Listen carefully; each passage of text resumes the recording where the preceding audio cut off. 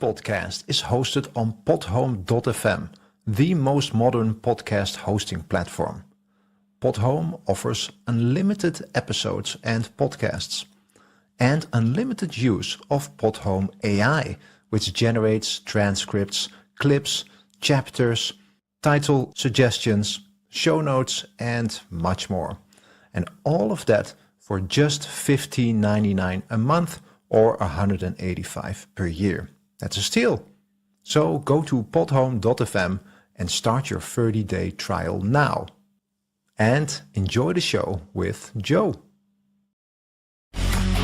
Transmitting live from the Asylum Studios, deep in the bowels of Southwest Texas, it's the Joe Rooz Show. The show where we talk about anything and everything. Where nothing is sacred, nothing is watered down, and nothing is PC. Alrighty, hey folks, this is Joe Rooz, and it is great to be with you once again, transmitting live at the Asylum. And of course, as always, doing the very best we can to bring you the best quality talk radio we can muster without all the bluster. Welcome to the Joe Rooz Show. All right. Well, technical glitches aside, we are ready to go. And really looking forward to talking to our guest tonight. It took a little doing and getting it all scheduled, ready to go for our show, but we're here. We have Dr. Joel Rakow joining us tonight, and we're going to be talking about trust. Trust in institutions, trust in government, trust in information, and what happens when people begin to feel disconnected from the system around them. You know, over the last several years, more and more Americans seem to feel politically homeless, for lack of a better term, culturally divided, and I guess it'd be fair to say increasingly skeptical of the institutions that they once believed were stable and dependable. Now, tonight we're going to be exploring why that may be happening, where it leads, and how people respond when they feel the culture around them fundamentally changing. But of course, as always, before we get into the serious stuff, let's take care of some of the usual housekeeping that we do. So folks, if you would, please head over to our website, joerooz.com. That's joerooz.com. When you get over there, first of all, take a look around because we redesigned the whole website. It looks fantastic. So take a look around. But the contact information form is right up there in the same place it always is, in the upper right pancake of your website. Click that little pancake, open up the web form, and fire us off a message. Let us know whatever's on your heart, whatever's on your mind. Any questions, comments, cares, or concerns that you might have. Maybe you have a complaint. I mean, you shouldn't have any complaints, but you might. If you do, you can send it right there. Maybe you have a suggestion for a guest or a topic that you'd like us to talk about on the show. That's the place to do it. Send it on over to us. Now, if you're anything like me, you don't like to use the web forms too much, and it's because of that stupid little CAPTCHA thing, match the crosswalks and the buses, and it's a waste of time. But that's why we have the email address. You can always email it to us directly at info@joerooz.com. That's info@joerooz.com. And another great idea is to actually use the comment section down below there on Rumble. And if you're still on YouTube, for whatever reason you're still on YouTube, I don't know why you are, but maybe you still are, you can fill out the comment section on YouTube as well. And we'll get to it eventually. But if you go to Rumble, we'll get to it right away. All right, so Rumble's the place to be, my friends. Rumble's the place to be. Free speech for everyone on Rumble, not YouTube. Not YouTube. All right. Also, folks, don't forget, this is a live show, weeknights, 7 p.m. Central Time, 8 p.m. Eastern. And also our Saturday afternoon show. It's 2 p.m. Central Time, 3 p.m. Eastern. And, of course, you could also check out the live show streaming audio on all of the modern Podcast 2.0 apps like Podhome and Podcast Guru and Fountain.fm and TrueFans.fm. Not OnlyFans, TrueFans. All right? Make sure you get that right. And, of course, streaming live on our website. So check it out. Plenty of places to check out the show, plenty of places to find us. And then, of course, also, algorithm is the key. You have to mess with the algorithm. You mess with the algorithm, it helps get the show found. And how you do that is by liking the show, subscribing to the show, following the show, sharing the show with all of your friends, your family, your followers across your social media platforms. Let them know you're watching. And you do what I do, too. If there's somebody you really don't like, share the show with them, because then it messes up their algorithm for who knows how long until they figure out how to fix that. And they keep on getting this show over and over and over and over again in their feed. And that's a great way for us to find some folks, right? Yeah, check it out. Try it out. It's a lot of fun. Mess with people that way. All right? Okay. Now, tonight's guest is brought to us courtesy of Podmatch. What is Podmatch? Well, simply put, Podmatch is Tinder for podcasters. The guest puts together a profile. The host puts together a profile. The algorithm, keyword, puts them together, and they match or pass. It's Tinder for podcasts. It's great. It's a great platform. But seriously, though, most podcast hosts and guests spend hours researching connections, coordinating interviews, working on administrative tasks, while really only spending about maybe 10% of their time on what really matters, and that's recording podcast episodes for their audience. What Podmatch does is it enables podcast guests and hosts to reclaim their time through automations and streamlined processes so that they can focus on creating content that really serves their listeners. Now, best thing to do is go to podmatch.com/member/Joe. That's our profile for this show here. And take a look around. If you like what you see, sign up. You can sign up right there through our profile page. And you never know. You might end up being a guest on this show. Perish the thought, right? But you might. So it's always a lot of fun. So check them out. Podmatch.com/member/Joe. That's podmatch.com/member/Joe. All right. Now, as I've said, tonight's guest is Dr. Joel Rakow, a former Harvard postdoctoral fellow. I'm intimidated already. Cybersecurity advisor, entrepreneur, and now the author of Life in Woke America. He says he spent decades as a Democrat. Oh, thank God you're out of that. Before walking away from the party in 2020 over mandates, election concerns, and what he sees as institutional betrayal of the middle class. Along the way, he worked with cybersecurity initiatives tied to organizations like the FBI, InfraGard, and the Secret Service, founded multiple tech companies, served as a CASA advocate for foster children, and now writes politically charged fiction centered on resistance, freedom, and modern American culture. Well, we're going to talk about what changed his worldview, why he believes fiction can reach people better than politics, and whether America is actually becoming less free or just more divided. Joel, welcome to the show, sir. Well, thank you. That's quite an intro there. You like that, right? Yeah. You parsed the information, didn't you? I tried, sir. I try. I do my best. I can't say I'm always successful, but I do my best.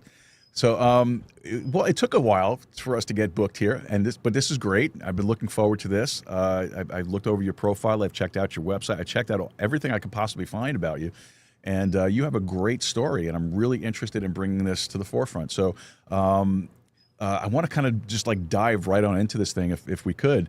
So, you describe yourself as a roofer's son from near the Mexican border. What did growing up there actually look like for you? Well, I keep forgetting to put in there that we had a black doctor till I was like 22. Okay. So, I mean, we were living the multicultural American experiment back in the the 60s and the 70s in this part of the country. Right. I mean, there's an eastern part of California along the border, which is not a whole lot different than Arizona's, border, which is not a whole lot different than New Mexico's, and then of course it extends into Texas. It was they were just part of the community.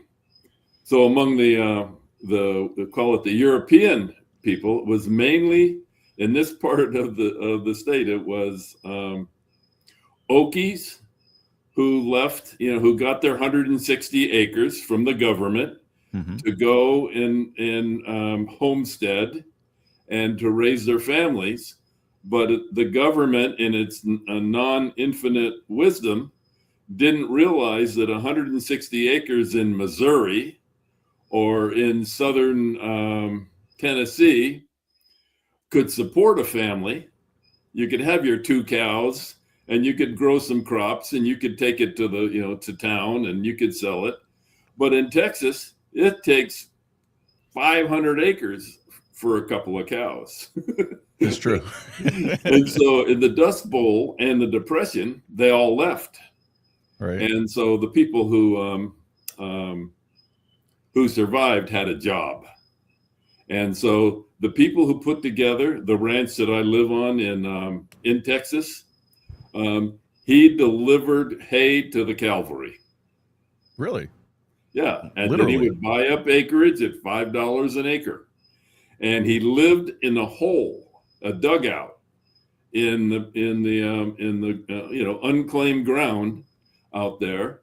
And for years and years and years, buying up other people's land as they kind of, ran into trouble.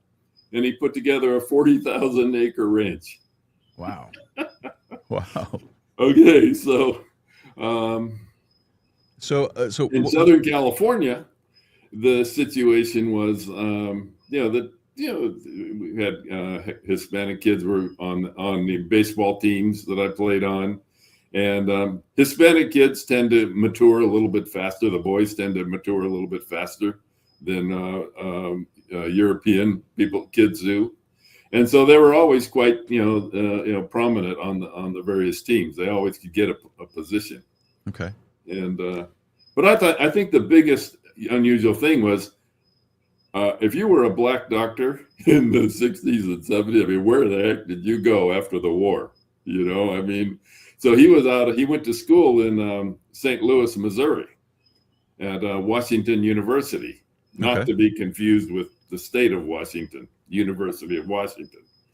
And he settled out in that area. And that was in the days when doctors did house calls. And, my father didn't graduate from high school. Mm-hmm. My mother did graduate from high school in a secretary's program. So she wasn't like a scholar. And then my father and the doctor got along really well, and the doctor became sort of the wisest guy in our family, the wisest guy that our family had access to. So I grew up thinking, these people are, it's just people, and some are better than others. Yeah. It's more individual. Do you think that life was more simple back then, or do we kind of romanticize the past? Well, I was simpler. I was just a simple kid. I was just going to play baseball. Yeah, that's another thing too. Baseball keeps on coming up in your story. What did the game teach you that still affects how you see the world? Oh yeah. I've got 150 things. Okay, go for it. Okay. Well, so here's a case where you got to deal with authority in baseball. And I'm not, I kind of have a thing about authority. My grandparents, they came here because the authorities were vicious in Romania, Russia, Yugoslavia, that area. Right. My other grandparents came here. They were a little bit more educated. They were a little bit more polished. And they came from Poland, between Poland and Spain, and kind of up in Northern Europe there. And they all came here because government was just, was not kind, we'll say. Yeah. And so I had a antipathy, as I could have an animosity or a wariness of authority. And of course, there's lots of situations where individually I would have times where I'd see something differently and want to talk about it, and it just didn't fit the context. And I think that that's been going on for a long time. But in terms of baseball, that umpire, you couldn't be obsequious with him. You couldn't show that you too much, but you had to be good to him. You had to be nice to him, and then you'd get a fair shake. If you got them just because they weren't in industrial league baseball, high school. I mean, they're not highly professionalized. This is a side job. Back then they probably made $60 a game, if that much. Yeah.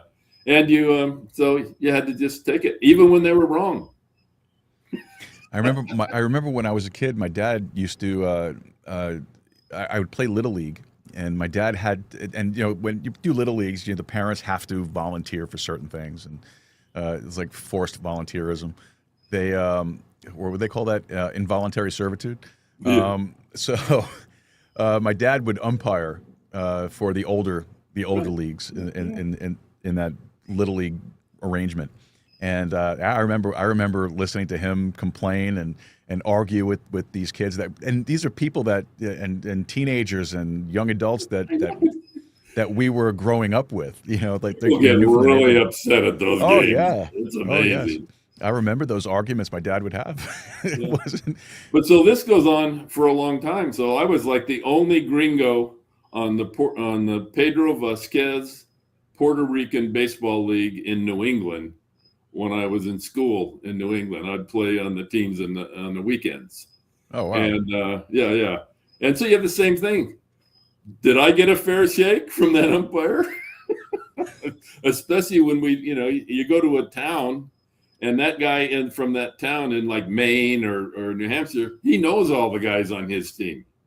So there's obviously a built-in bias, but you just have to learn to take it and not let it upset you, because then they win. I guess that builds resilience, doesn't it? Oh, it's more than, it's a resilience. It's being able to detach. Mm-hmm. It's being able to suppress. It's like really you got to take control of both your mind and your feelings and everything all at one time. Yeah, absolutely. Do you think that Americans today even learn resilience anymore? Well, we got it pretty good here. Mm-hmm. Yeah.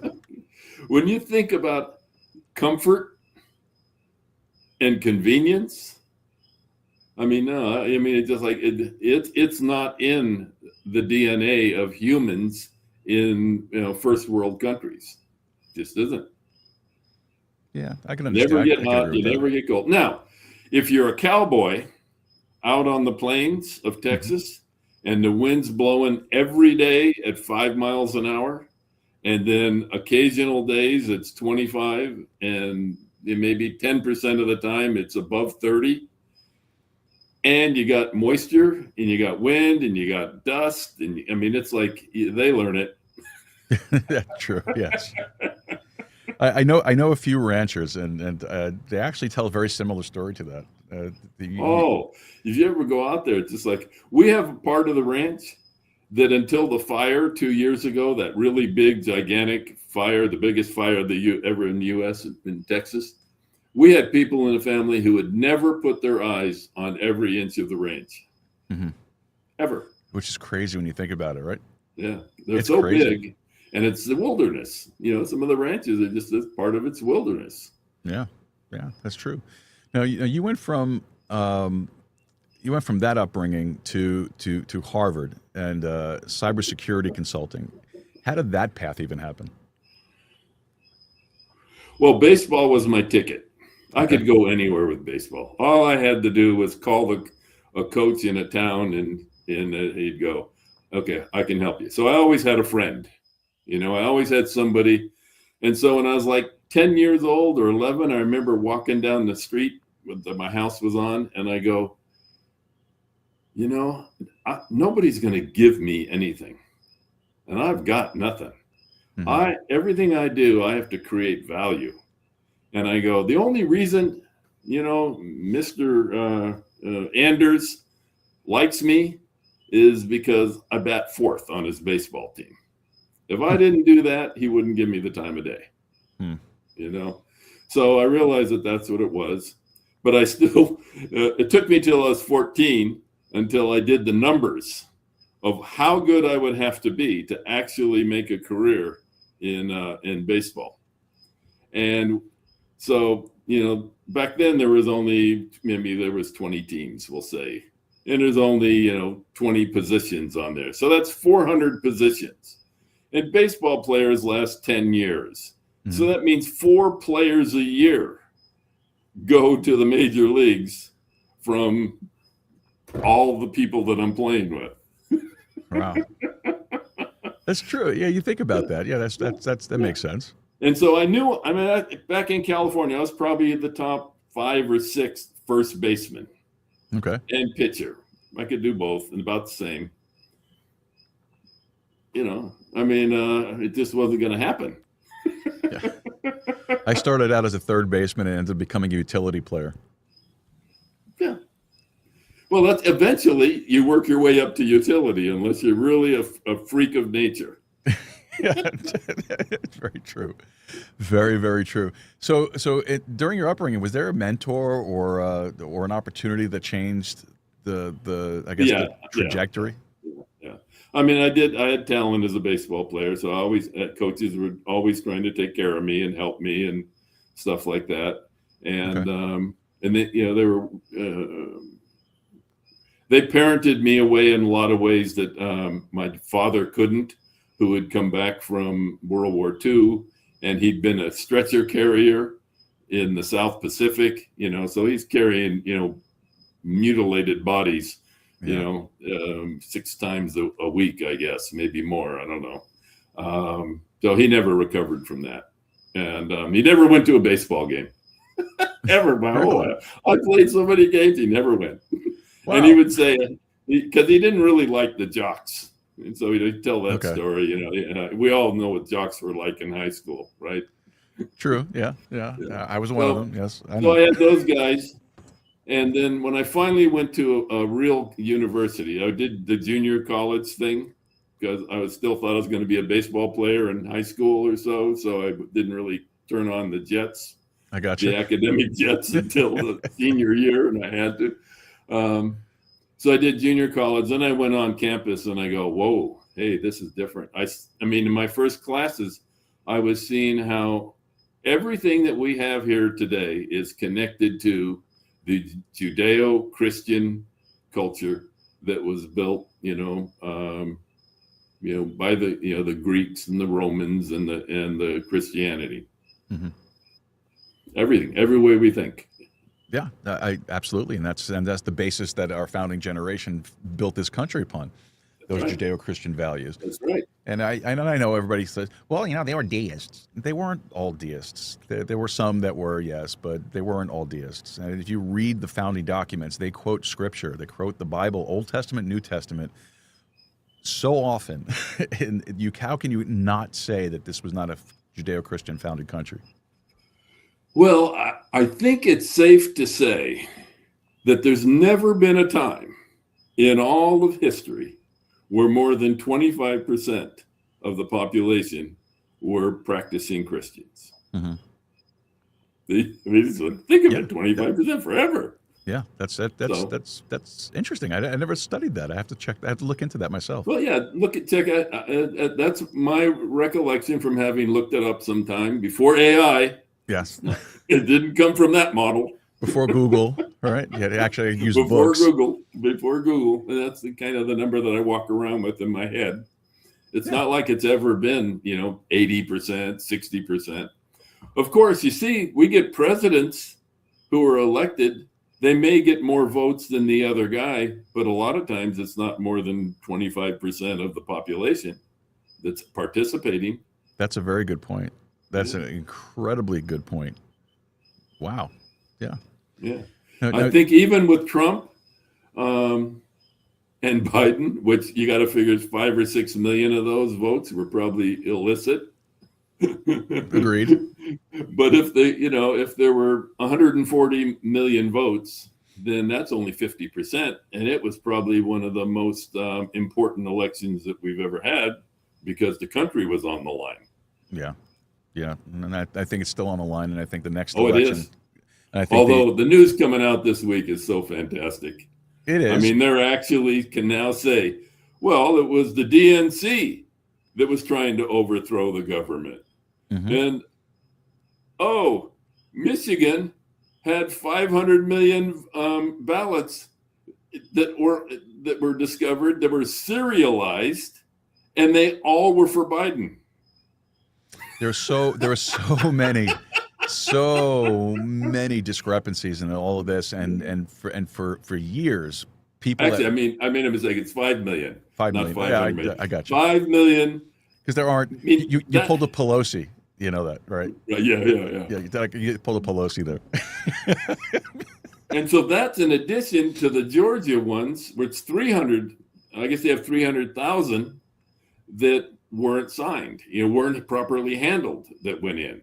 Right. And nobody's been able to get to the ballots that I know of to say, well, hey, yeah, they're all for Biden, or they're 80% for Biden, or something like that. I don't think they've quite gotten there because they won't let them. No, of course not. Because I mean, you think about why they're not going to let anybody look at these things. Well, they've proven that they're not going to let. You're going to have to take it. Yeah, exactly. And I think that's what happened in Michigan was they had that event up there in the election, and I think that all the stuff was gathered and put in police evidence back then. Yeah. Well, no, look, since we delved into the politics side of it, now let's continue on with this. So you were a Democrat for about 50 years. First of all, what kind of a Democrat were you? And second of all, what made you leave? Yeah, well, it wasn't a very good one. I took the position that I was socially liberal, fiscally conservative. Okay, so like it basically made me a libertarian. But then I came up with a new definition that I read a couple months ago, really. But I was really a heterodox Democrat, which meant that, I wasn't, it didn't bother me to run counter to what the party politics might be. And I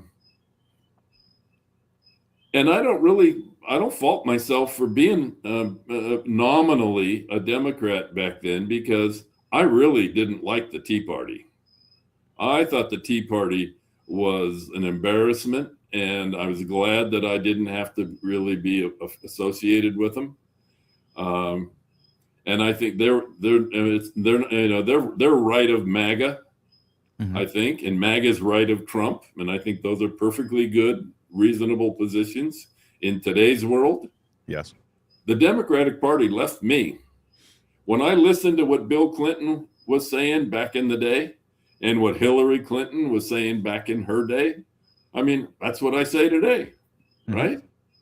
I mean, it's they amazing. They moved. It's amazing when you look back at those speeches that Bill Clinton made.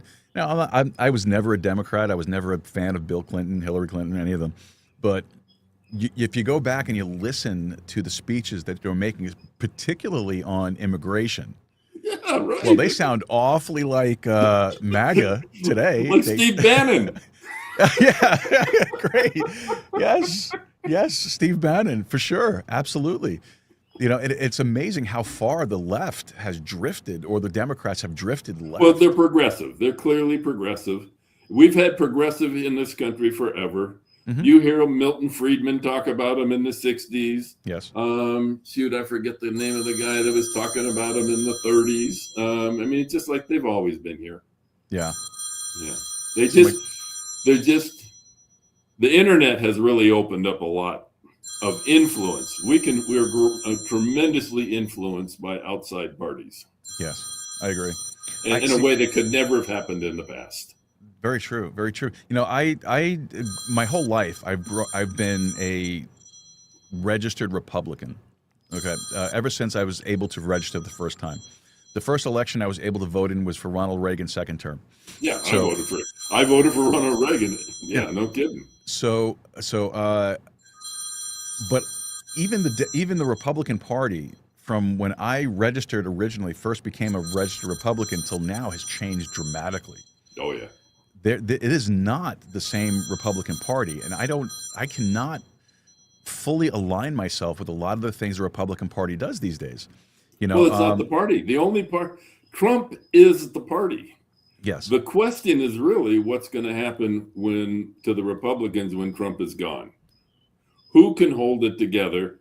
Who can, how far can Trump take it so that a mere mortal can then be a leader of the party and keep some semblance of it being party-like. Yeah, I don't know what the future holds for the Republican Party, to be honest with you. I have a very hard time even identifying. But thank God in Texas you don't have to declare a party affiliation when you register.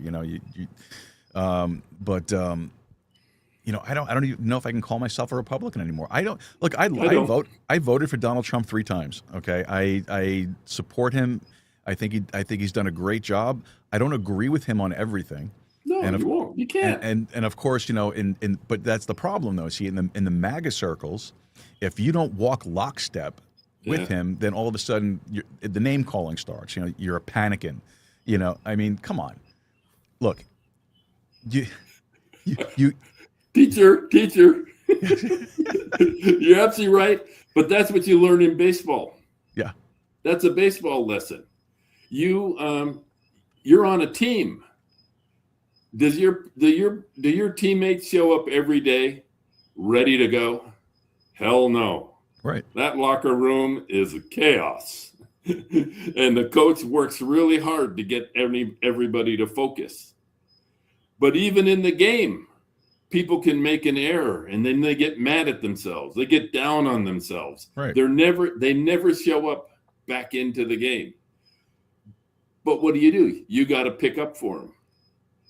And you can't make it, you can't create more damage by putting pressure on them.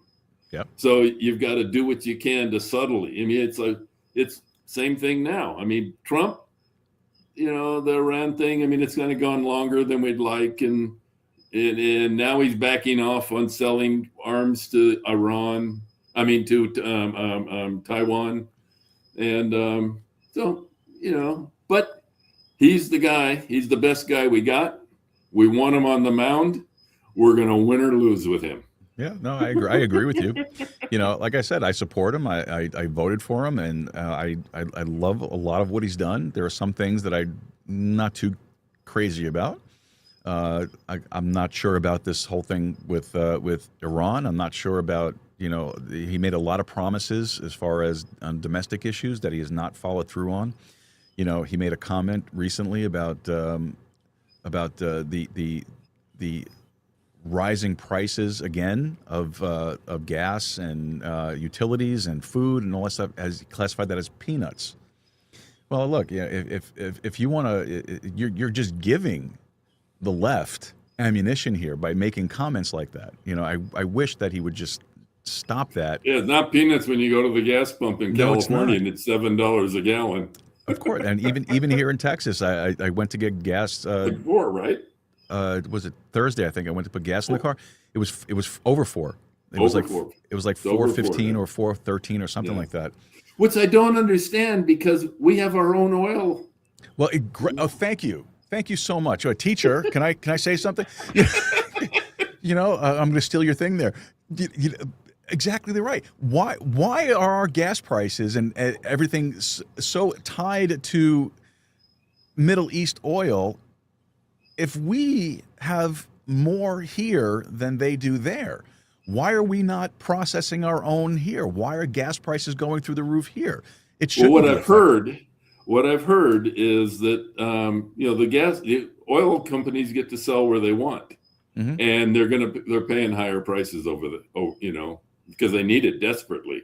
So they're paying much more maybe than we are, but that's why they're buying it. Yeah, I don't know, man. I'm waiting to start. You remember the stickers that came out under Biden? I did that. You remember those people? Yeah. I'm waiting for that to pop up, and I want to see what the administration's reaction is going to be to that. Yeah. When that pops up, because it's going to happen eventually. It's going to happen eventually. So, let me ask you this. So, a lot of people throw around the term cybersecurity expert. What specifically were you doing in that world? So I developed the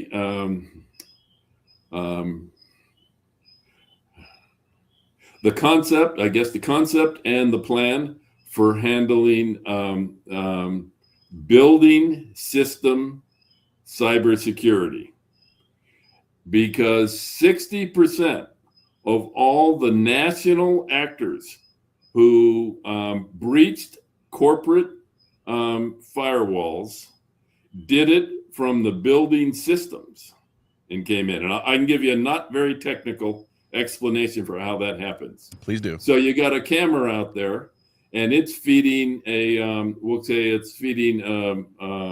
serial data down a cable Okay.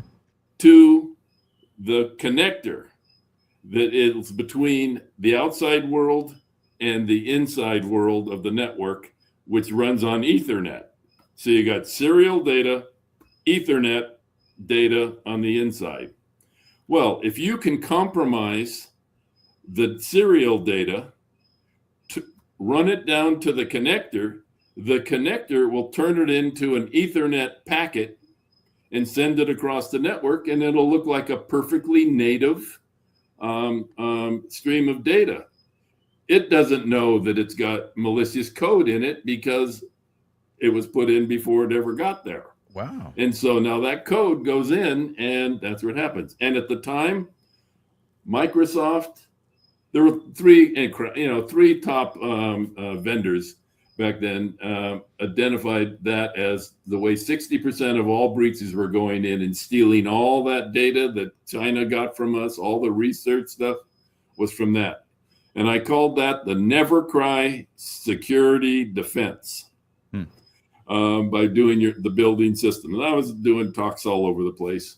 It was quite the thing until COVID hit. And then so it stopped that. And I never, I made a left turn. I don't mean left. I made a turn. You don't mean politically. Yeah, not politically. So I didn't go back and do it, but I put it in my book. It's in there. One of the kids' things is he develops the Never Cry cyber defense for the Army. All right, that's cool. I like that. Yeah. So what kind of threats were institutions mostly concerned about? What institution? What kind of threats were institutions concerned about? Well, China would not be anywhere near where they are if they didn't steal all of our Intellectual property. Intellectual property research. So I had a partner of mine at Fortium Partners who went into one of the really big construction companies as the CIO, and I think it was Parsons. Big thing. It's kind of one of the top 3 or 4 or 5 international engineering companies. And he said that there were at least 25 different countries with traffic inside that network. Okay. So he was one of the early guys to go in who had the skill and the understanding to know to look for the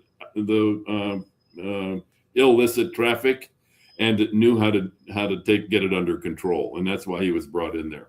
And he and I talked. He was like a partner. We talked like at least once a week.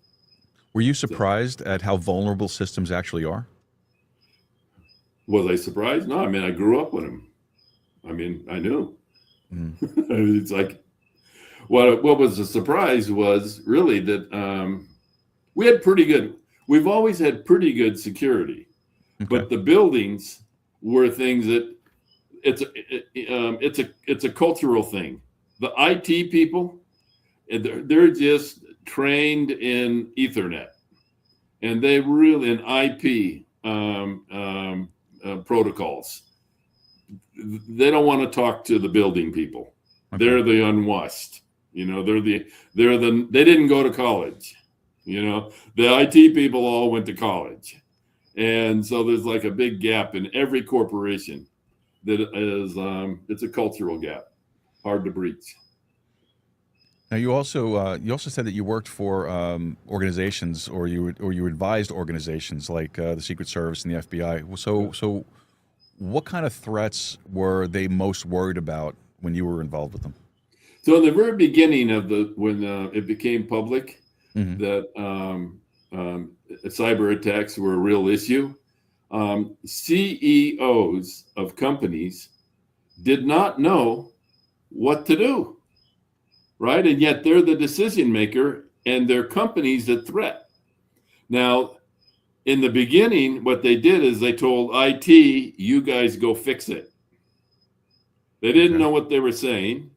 Most of their IT people, they couldn't assess whether their IT people had the ability to fix it. if they even understood it, because, how do you know? Right. Yeah, but so in the beginning, what I did is I created an advisory to CEOs to tell them that that's not their biggest problem.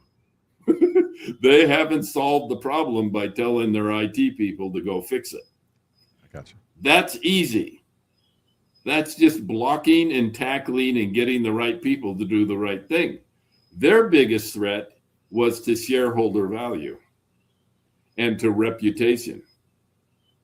As the CEO, their job is, if a CEO doesn't grow their business year over year, they should be removed. That is the only thing they're there for, because nobody else in the company worries about growth. The sales and marketing worries about increased revenue, but they don't do anything about the expenses. So you can get more revenue and have no growth if you're spending more than you're making, right? Right. Yeah. Make sense? Okay. Yeah, total sense. Yeah. But the CEO that's the CEO and the CFO are the only two people in the whole business that's their focus. So that person's got to be there. And if you get a hit to your shareholder value because you had a breach, or you get some kind of reputational thing, like, somebody's feeding information to, you got spies in your company, that'll hurt your share price.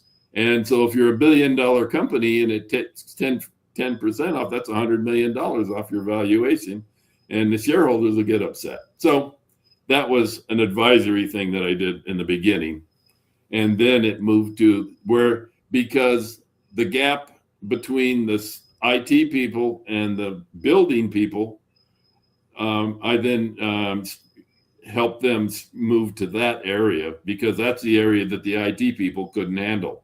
They didn't know how to talk to building people, nor did they want to. In your experience, though, in working on these advisory boards and working in cybersecurity, was there ever a point where you started to feel like you weren't safe from your own government as an American citizen? Oh, well, actually, that happened during quarantine. The quarantine for COVID. Okay. Back before that, before COVID, I felt I might not have been embraced, but I wasn't in danger by the government. I gotcha. Okay. I kind of had a little area right in there that I was okay with. But yeah, no, it was during COVID, and watching Trump do what I thought I would want to do if I were in that situation, not thinking that I was capable of doing what he was doing, but doing it. I said, he's doing everything I could possibly think of, and he's doing it well. And the whole idea of having these meetings every single day and getting up there and saying, oh, we should be trying this, and I've heard this, that's how you get a team to handle a crisis, a problem. It's like in baseball again. You have that huddle on the mound because, hey, the game's not going the way we thought. What can we do? And so you talk about a few things, and then you go and disband. So he did that every single day. And I thought he was doing a brilliant job. And so here's my data point.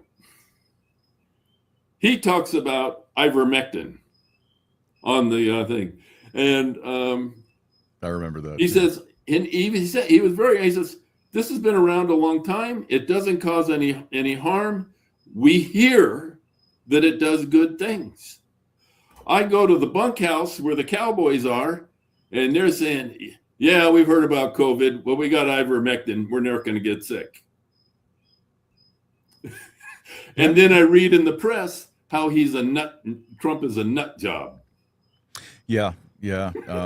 So sometimes I think and I agree with you. I think it was a good idea, and I understand exactly where he was going with holding those daily press conferences and talking about these things and kind of just throwing ideas out there. That's what you do. That when you're brainstorming, you're trying to come up with a solution. You don't know what you don't know. Exactly, and I understand that. I agree with that to a point. But I think what a lot of people expected was for someone to come out and say definitively, this is what we're going to do, this is what works, this is what doesn't work, and this is how it's going to go, and not try to talk it out and try to come up with ideas and throw every idea out there. Yes, sir. In the back, right there with the plaid shirt. There's a good chance that Trump knew that the people who would come out and say, this is what you're going to do, they wanted to do it, but we all knew, if you paid any attention at the time, that we didn't know crap about what we were talking about. And there were too many things that weren't matching up. Like they can't even tell where it came from. You got this Indiana Jones guy going around on all these radio shows talking about it, and making it like, he knows it came from a bat cage. That's exactly what I think he was afraid of, is that, the little bureaucrats would have they got it all baked so that, hey, there's a solution. Now, the thing I haven't reconciled with the whole thing is I'm relatively confident that this was an attack by China. I agree. And I'm willing to at least hold that as a hypothesis and to test it out. So, and we know that China pays a lot of money, and our government officials accept a lot of money from China. So there's that thread in there too. Yeah, no, I agree with you. I never bought, even at the very, very beginning, never bought the official narrative of where this thing originated from and how it got here and so on and so forth. Something inside just told me right off the bat, I got the bullshit alarm, Yeah, it wasn't because it wasn't a clear process. Well, we've looked at this, we've eliminated that. It's only one of these two things. This thing we can't trace, we have no evidence here. This is the most logical. Let's go with this unless something else can be proven. Yeah. And of course, how during that whole period of time of COVID, there was no other illnesses that came around. Everything was COVID. There was no more flu. There was no more anything. Everything was all COVID. But one thing that got me too was with COVID. If you died with COVID, it was claimed as a COVID death. Yeah. When my dad passed away, they tried to put on his death certificate because COVID. He did not have COVID. They tested him every single day up until the day he passed away. They wanted him to test positive. And the day he passed away, they came back and said, well, he tested positive for COVID, so that's what we think that ultimately, Because they got paid. They got paid for it. Exactly. Now, you fought it? Did you fight it? Oh, yeah. Yeah, we fought it. Yeah. And were you successful? Yes, we were. Yeah. We were. You really got to fight hard to get those people to do the right thing when there's something going on, because the people you actually talk to don't have the authority, and they don't really want to go up the chain. That's right. It's a nasty thing. That's absolutely right. And I remember when I got diagnosed with COVID, and I'm not even going to say it was COVID because I don't think it was. I just think it was a bad flu. But my doctor gave me hydroxychloroquine.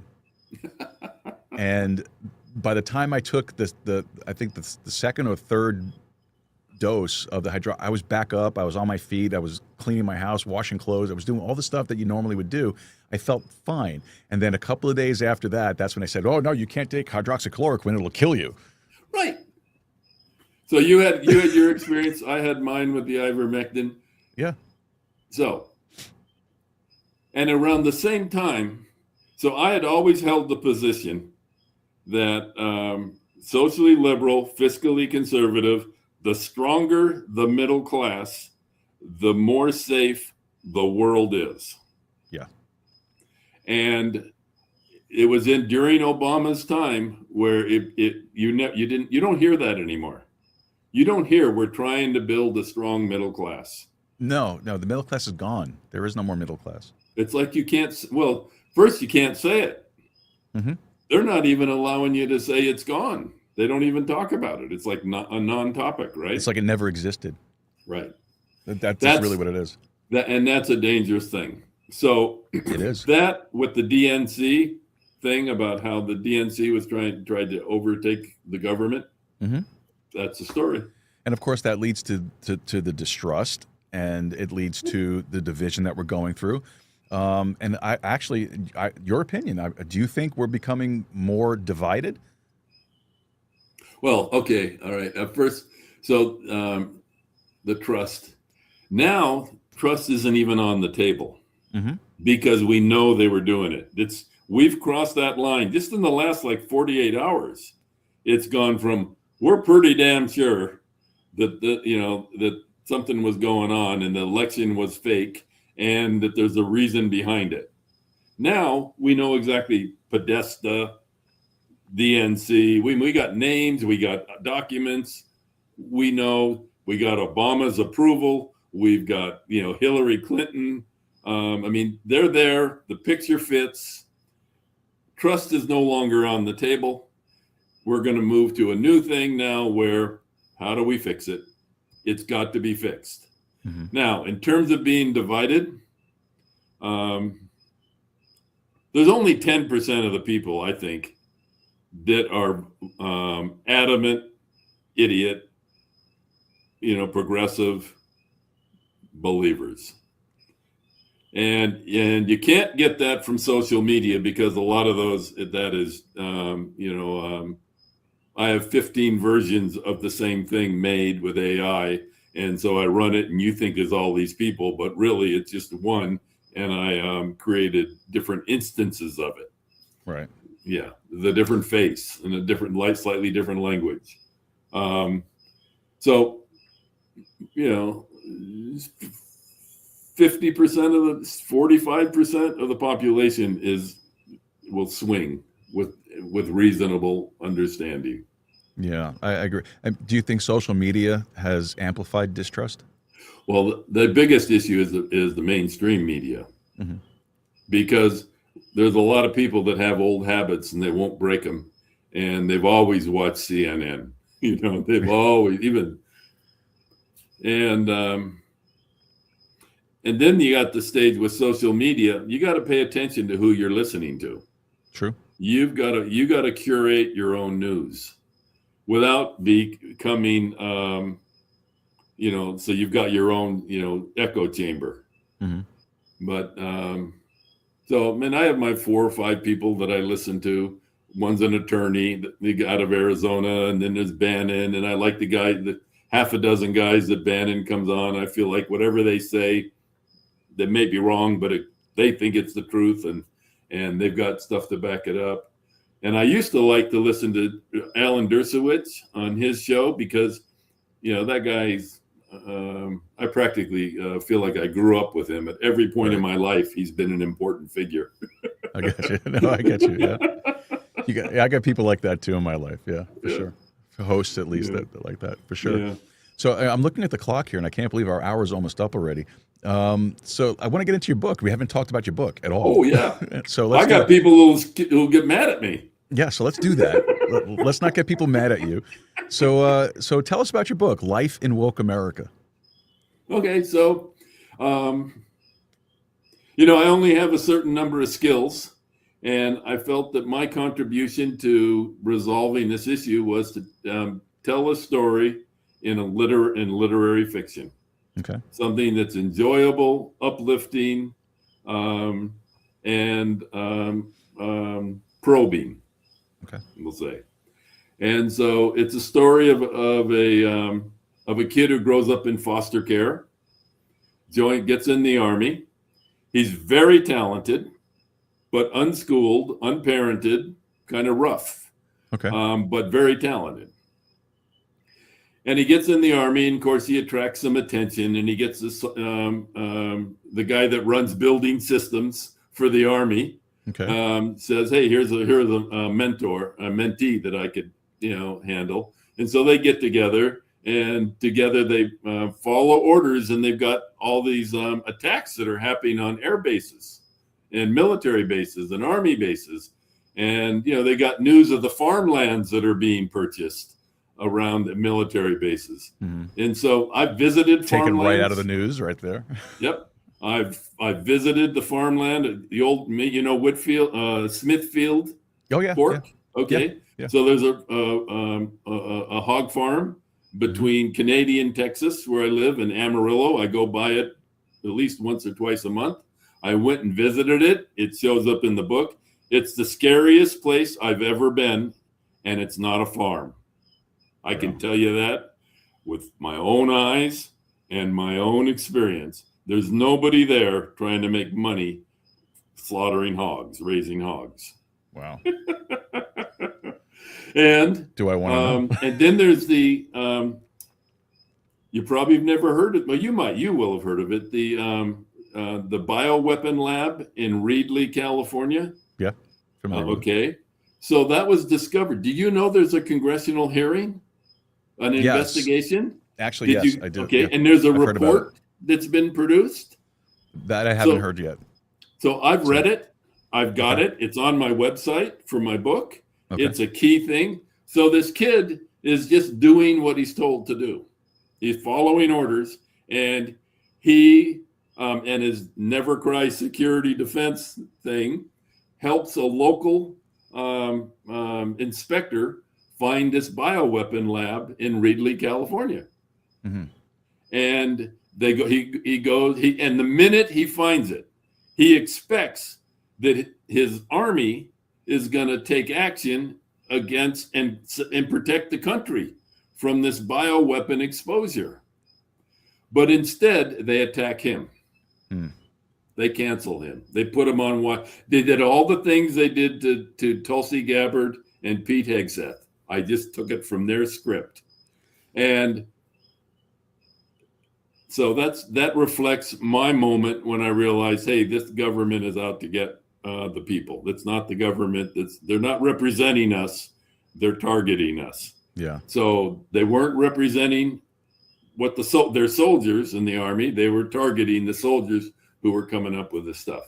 So, and then of course he builds his life. So why did you choose to tell the story through fiction instead of nonfiction or a political commentary? Well, I think there are many more people that have access to real data, real stuff. And we don't need, that's the report's already out there. Okay. And Gordon Chang is already talking about it. And Gordon Chang's a terrific guy. Mm-hmm. And he's the fountainhead of all this kind of information about this and a little bit about the farmland. But fiction crosses all bounds. 1984 was fiction, but it wasn't. True. Right? Very true. Handmaid's Tale was fiction, but it's not. You get the drift. Yeah, I got you. And I can do it. I've always wanted to write fiction. I've been kind of like, part of the issue about growing up from nothing and trying to make something of yourself is you got to stay disciplined. You got to stay in the moment. You got to keep, you got to focus on what's important, and you don't get a time to test your other talents. So I wrote a novel. It's getting all Goodreads. We have we have 12, 1 4-star review, 11 5-star reviews, and 2 1-stars. 2 1-stars. Don't get me started. One of the 1-stars bought the book and gave it a 1. 30 minutes later. I'm sure you read the book in 30 minutes. But see, I understand that though, because I had this conversation not too long ago with somebody else. I got my first 1-star review on this show not too long ago, and when I went and read what the person wrote for the review, I realized that they never even listened to the show. They wrote their review based off of the podcast description. It was a hater. Yeah, exactly. Yeah, exactly right. So I get you, and it's so frustrating too, right? It's like it really is. Now some people would hear the title "Life in Woke America" and then immediately assume they know what it is. What do people get wrong about the book? Speaking of these it's negative interesting. reviews. I go to the NRA, and there's a guy saying, "Oh, I don't want to read that. I don't like woke." And then I go to the CEO group in Southern California, and they go, "Are you bashing the woke? That's political." Yeah, I get you. So they all get it wrong. It's really, I never, ever condemn wokeism in the book. I just describe what happens to somebody who's having success and runs counter to what, and he says things or she says things that are counter to what the woke people want. All right. I guess that kind of answers my question. I had another question for you, but I guess that kind of answered the question. Basically, the question was, if somebody disagrees with your politics, what do you still hope they take away from the book? Well, okay, it's really a blueprint for how to run a life, how to build a life. There are three things you need in building a life. You need to have something to do. Right, you need to say that. They'll call it be active, but it's a career or something like that. You need somebody to love, so that gives that work purpose. And you need to have a foundation for hope. That as good as life is, it can still get better. That's great. All right. So those are the three things that's in there. Now, how do you do it? This kid does it. It's a literary fiction, so you got some internal dialogue. You got dialogue between he and this woman that he meets, and I create these things of that are not quite even, like the relationship with his girlfriend. She's 8 years older than him. Okay, she's already had a family. He's getting ready where that's the most important thing in his life is to have a family. She comes from an established family. He's comes as just like a person that kind of meets. Okay. All the identities don't match up. They could be Texan. They're all third generation Texan or more. Okay. But they have Lebanese heritage. And there's quite a population of Lebanese in Texas. And yes, there is. They do quite well. Yeah. And so nobody is quite what he looks like. And the protagonist, I can't spill the beans, but his mother was Hispanic from Mexico. And he looks more Mexican than Lebanese, but no one would ever guess that he's Lebanese. And he doesn't even know. Because she could, it had to be one of three guys, but she wasn't certain which. Okay. So it's like there's this stuff that's going on that people have to talk.